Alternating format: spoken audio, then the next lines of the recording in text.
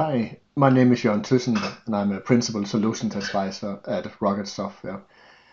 I'm going to give you some more information about the APIs that are part of Automation Expert, and I'll also show a demo of some of the more popular use cases for APIs. The APIs relies on Automation Expert profile. You, the administrator, configures which profiles are going to be used by default, so you ensure that DB2 utilities that are run through the APIs run with the right options and settings for your site. API users can also explicitly select one of the other available profiles. Initially, the APIs are going to support reorg, copy, and run stats. The APIs can be driven through any orchestration or CI/CD tooling. Examples here would include Ansible, which we will use today, but also things Urban Code, Jenkins, and there are many more examples. Ansible is a key hybrid cloud enabler for the mainframe, and as part of Automation Expert, we are supplying starter Ansible playbooks and roles that leverage the APIs that are part of Automation Expert. First, before we do the demo, I will show you the architecture. The APIs are hosted within UMS, the Unified Management Server. UMS runs as a SOA component, and it's the API server for well over 100 database as a service APIs. A part of UMS is also DB2 Administration Foundation, which offers a web UI for many of the DB2 administration related tasks. And as part of DB2 Automation Expert, we deliver a plugin for UMS that enables 7 APIs around utilities. So you can retrieve supported utilities, you can retrieve available profiles, you can run and execute utilities. The flow for a typical exploiter of the APIs, any REST clients, so it could be Ansible, CI/CD tooling, or maybe a self-service portal, or any other REST client, would be to first to authenticate with UMS, and you'll see that in a demo, and then it would call the APIs for utility generation or any of the other APIs that are available. The APIs from the plugin, they leverage various Automation Expert features such as the utility profiles and autonomic features. UMS also hosts DB2 DevOps experience, and in the second demo in a moment, I'll show an Ansible playbook that combine the new Automation Expert APIs with existing DevOps experience APIs to deliver a seamless experience. Just for completeness, there are additional plugins and features available through Unified Management Server and Admin Foundation. Examples include the free tuning features such as Visual Explain. You can manage your Analytics Accelerator, you can load it using the Accelerator Loader tool, and much more. In the recent DB2 Utilities Technical Summit, we asked the users if they were considering using APIs for utilities, and if yes, what were the use cases. So based on this poll, the most popular use cases are self-service utilities for developers, and then it was running utilities from CI/CD pipeline. Both of these were sort of equally popular. And then the third was running non-production DB2 housekeeping. That was the third most popular ones.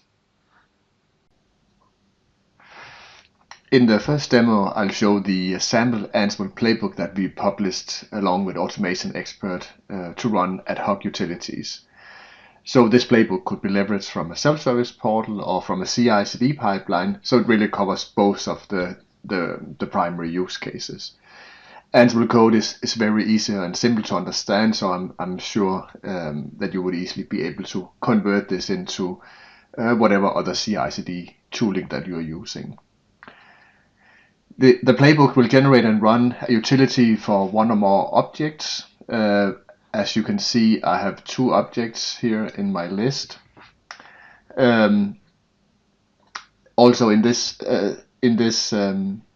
scenario, I've not specified which utility profile to use, so the API and the Ansible playbook will automatically default to the best practice utility profile that has been configured by the administrator on my system. In the demo, I'll drive the playbook from a command line, but this could also be a tile in your cloud inventory. It could be run out of a self-service portal or driven from a CI/CD pipeline. Okay, so let's run the playbook.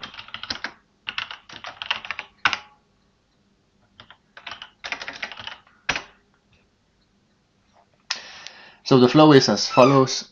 First, the playbook will connect to the Unified Management Server, log on and retrieve a so-called JSON Web Token, which is then used to authenticate all the subsequent API calls. Then the playbook calls the API to generate the utility, and then the API to retrieve the generated utility control cards.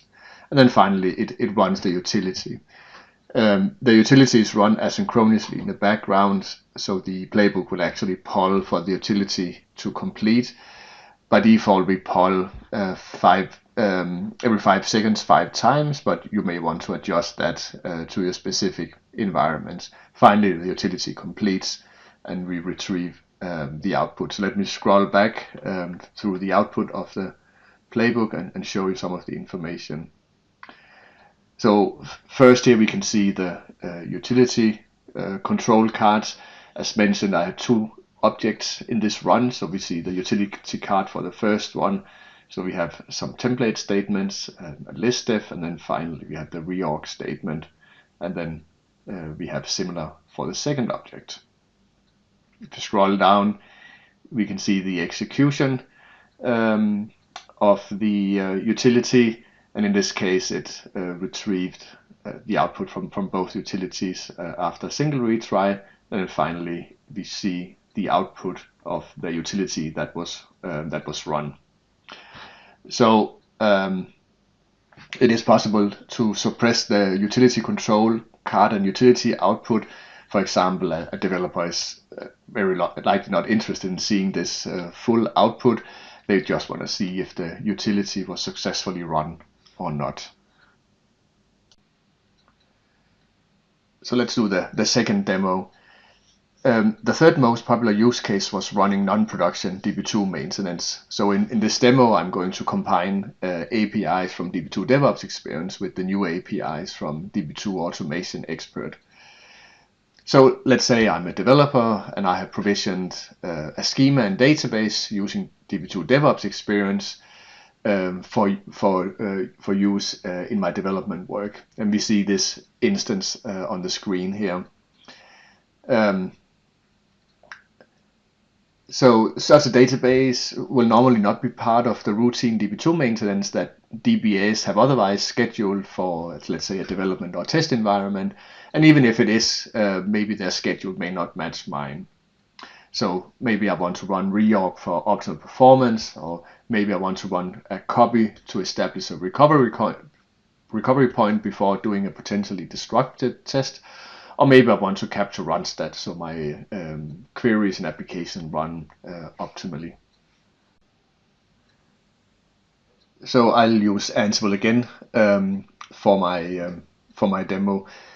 So the only input that the developer really needs to supply in this for this playbook is the name of the instance in DevOps Experience. If you remember from the previous screen, it was inst3. And then obviously which utility name which utility they want to run. Then the flow of the playbook is as follows. So the playbook will authenticate with UMS. Then it will call the DB2 DevOps Experience API to retrieve information about the specific instance that was requested by the user, inst3 in this case. Part of that information coming back from the DevOps API is the list of objects in that instance. So this includes obviously tables, but more interestingly in terms of utilities, it includes the table spaces. It also includes a so-called UUID reference for the subsystem where this instance was provisioned. That using that UUID, we call a different API from DevOps Experience to retrieve information about that subsystem. Information returned here includes the SSID of the subsystem and the LPAR. And then finally, we use all that information to call the utility API with the list of objects or list of table spaces that was in the instance, the SSID that we found out, and the LPAR name, of course, then the required utility. So again, the developer just needs to provide the instance name and the utility, and then the playbook figures everything else out. So let's run the demo, the playbook.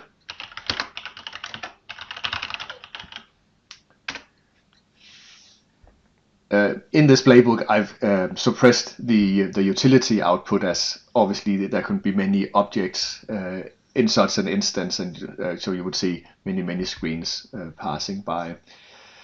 And so let's have the playbook finish. So we can see there are 7 objects in this instance. The utilities are being executed. First one has completed, second one, and the rest were also completed. And again, we suppress the output. So again, this shows how a developer could easily self-service run utilities on an instance. He only needs to provide in this case, the instance name and the utility, and it's run automatically. We retrieve all the information required and run it automatically. And that completes the demo. Thanks for watching.